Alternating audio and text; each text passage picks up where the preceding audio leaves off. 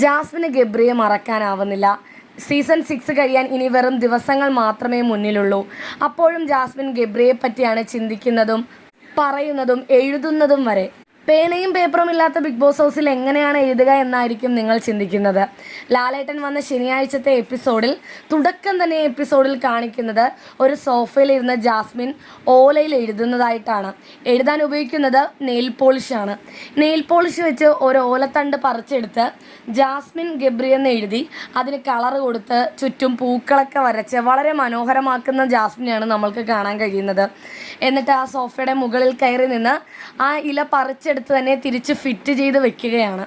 ഈ ഒരു കോംബോ കൊണ്ട് മാത്രമാണ് ഗബ്രിക്ക് വളരെ മുന്നേ തന്നെ എവിക്റ്റായി പോകേണ്ടി വന്നത്. അത് ജിൻഡോനെ പോലെ പല ആൾക്കാരും ജാസ്മിനോട് എടുത്തു പറഞ്ഞിട്ടും ജാസ്മിൻ സമ്മതിച്ചിട്ടില്ല. ജാസ്മിനും ആ ഒരു കോംബോ കൊണ്ട് പുറത്തും അകത്തും നെഗറ്റീവ് മാത്രമേ ഉണ്ടായിട്ടുള്ളൂ. എല്ലാം പുറത്തു നിന്ന് കണ്ടറിഞ്ഞ് അകത്ത് വന്ന് ഉമ്മായും ജാസ്മിൻ്റെ അത്തായും ഉമ്മായും വരെ പല സൂചനകളും കൊടുത്തിട്ട് പോയതാണ്.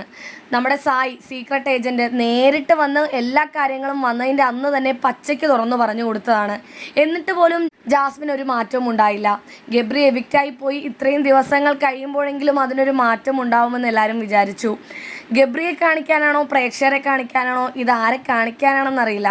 ഗബ്രി ഇപ്പോഴും എൻ്റെ മനസ്സിലുണ്ട്. ഞാൻ ഗബ്രിയെ മറന്നിട്ടില്ല എന്നൊക്കെ കാണിക്കാൻ വേണ്ടിയായിരിക്കും നല്ല ക്യാമറ സ്ക്രീൻ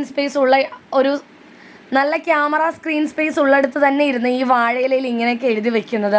പുറത്തിറങ്ങിക്കഴിഞ്ഞാലുള്ള ജീവിതത്തെ പറ്റി ജാസ്മിൻ ചിന്തിക്കുന്നു പോലുമില്ല എന്ന് നമുക്കിതിൽ നിന്ന് മനസ്സിലാകും.